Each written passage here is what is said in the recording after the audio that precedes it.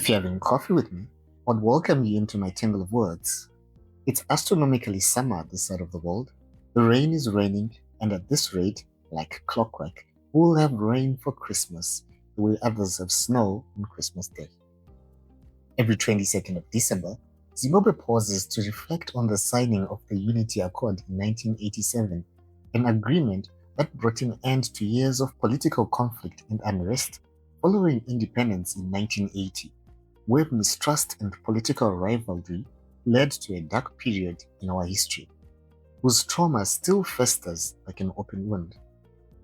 The Unity Accord, signed by Robert Mugabe and Joshua Nkobo, sought to heal the rift by uniting the two nationalist liberation movements into a single political entity and affirming the principle that strength lies in unity rather than division. While signing the Unity Accord did bring an end to the conflict, it conveniently ignored the elephant in the room, calling for peace without adequate provision for reconciliation. 38 years later, and the wound festers still. There have been commissions and hearings that have done no more than poke at the wound, and our history textbooks are largely devoid of brigades, dissidents, and what really happened between 1982 and 1987, save for calling it a dark period. Some say the tribalism and marginalization in the country can be traced back to this period, while others argue that it was always there and weaponized by the settlers who used the discord to divide and conquer. Then post-independent Zimbabwe simply adopted the blueprint. If you're having coffee with me, I'll tell you that in hindsight, the Unity Accord was an elitist and top-down compromise which resulted in a one-party state by effectively eliminating opposition.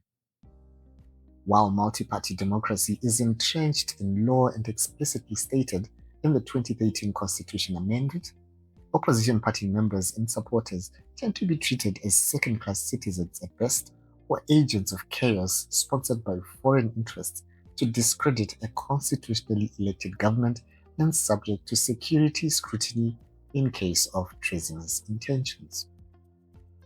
A typical example of the culture of intolerance can be seen when a local radio station host conducted an end-of-year poll where listeners would nominate and vote for Zimbabweans who dominated the headlines or generated significant public conversation during the year.